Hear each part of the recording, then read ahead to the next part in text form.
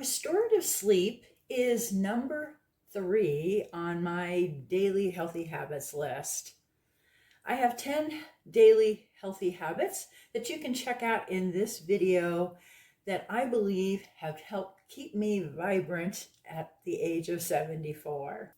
I'll admit that getting a good night's rest was not something I paid a great deal of attention to until about maybe 25 years ago.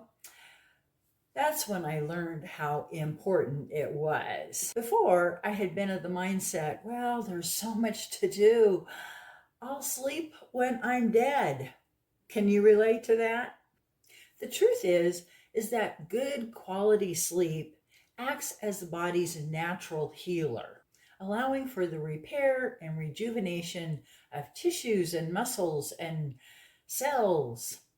It also significantly influences our cognitive abilities, and that has a huge impact on your emotional well-being as well. This is something that I was a little bit aware of when I was raising my 3 daughters. Multiple studies have suggested that there is a very strong correlation between optimal sleep and increased longevity.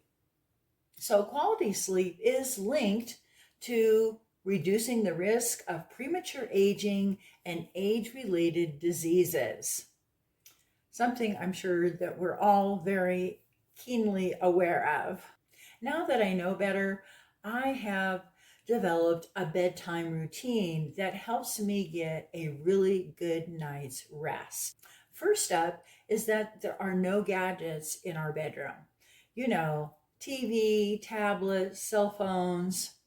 And the reason being is because they send out a blue light that messages your brain to reduce the melatonin in your body. That's telling your body to be more alert, not what we want when we want quality sleep. Ever since we have adopted this no gadgets rule, I can say that we both are getting much better sleep and wake up feeling so much more refreshed. You can learn more about the effects of blue light and what to do in this video. Another thing to look at is the room temperature. The ideal room temperature really varies. It's between 60 and 67 degrees Fahrenheit for good quality deep sleep. So depending upon where you are in that range, just make sure it's not too high or too low. One of the things that I do like to do is engage in some quiet, calming kind of activities a couple hours before getting ready for bed. So if I am watching TV or I am on the computer or my phone, I will wear my blue light reducing glasses.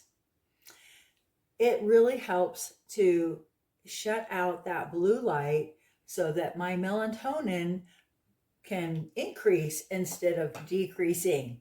You can check out these glasses for yourself with a discount in the links below.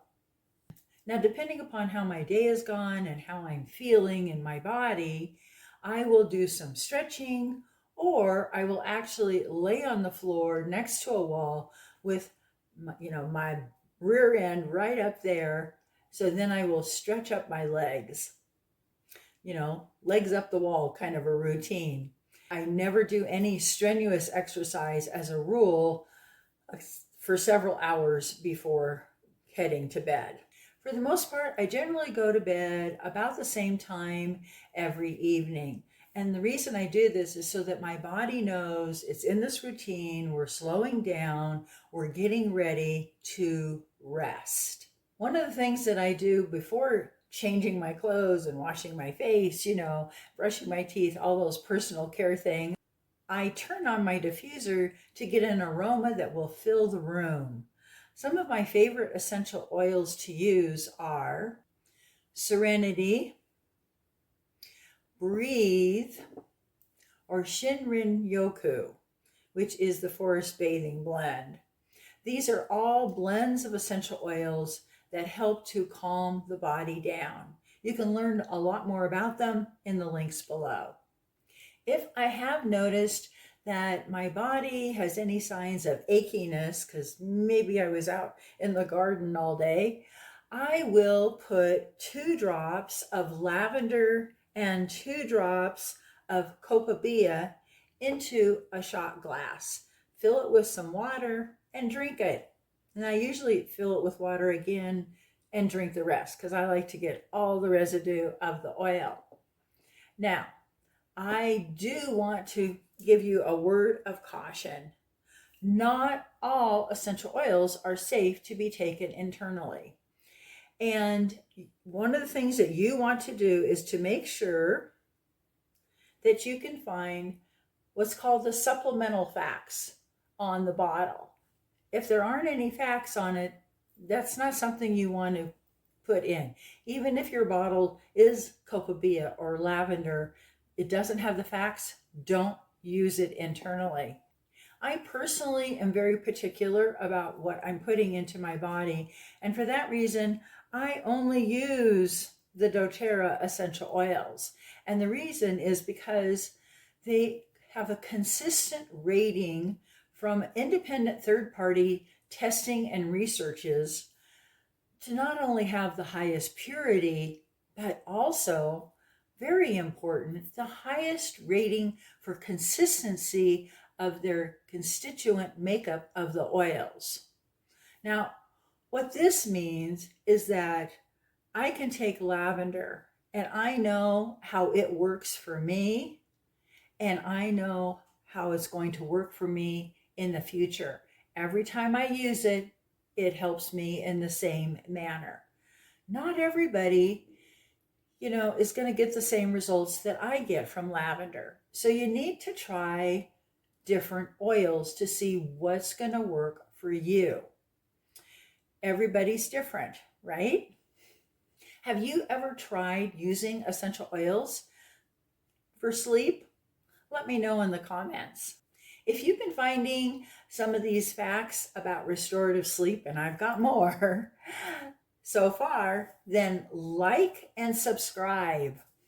Most of the time, but not always, before lying down, I will put the Serenity oil on my pillow on either side of where my head's going to go. And I'll tell you about why in a little bit here.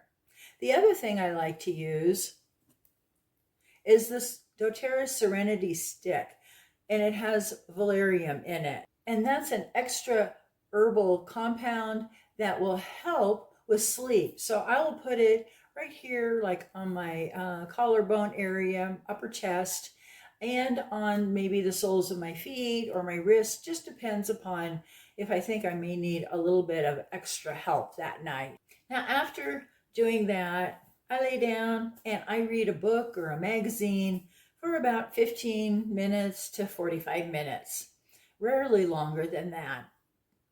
Then, of course, I kiss my husband goodnight, and then I start just trying to calm myself down even more by taking some slow, deep breaths while thinking about the good things that have happened throughout the day. So I try to focus just on the good, and I'm slowly breathing. And after doing that, I thank the Lord for all those great things, any other prayers that I have, and pretty much usually I'm off to sleep really fast after that. However, I'm like everybody else. There are times when I'm just not getting to sleep, and it's because my brain is just going like crazy. I have so much going on. So I do try to keep practicing that deep breathing I talked about before, but I also add in another oil. It's called vetiver. Now this is a roller bottle of it, and I will either roll it into the palm of my hands, maybe a little bit under my nose, or on the bottom of my big toes, because that's the reflex point for your brain. And then just breathe it in and breathe out and breathe it in again, and trying to just calm myself down. Usually that pretty much helps. Vetiver has a real earthy kind of aroma to it. You can learn more about it in the link below. If I do happen to wake up during the night, I will turn my head and breathe in from my pillow where I put that serenity drop, that I was telling you about earlier. And just a couple deep whiffs of that usually does the trick for me. If you find that you are regularly waking up between, say, 2 and 4 a.m., on a regular basis, once in a great while is not any big to do. But if it's happening more regularly, then you need to check out this blog post. It will really help you. Now, let's do a quick review. And tell me in the comments what tip you like. No electronics in the bedroom, room temperature between 60 and 67 degrees, a couple hours of quiet activity before heading to bed, and making sure during that time, if I'm watching TV or using any computers or phones or what have you, electronics, wearing the blue light reducing glasses. Then, of course, there's getting ready to bed about the same time every night, light stretching, essential oils in the diffuser, essential oils on the bottom of the feet, a pillow, upper chest, reading, kissing your loved one goodnight, slow breathing with good thoughts, and thanking the Lord for the day. Check out my other healthy habits that have helped me to age well as I am in my middle 70s.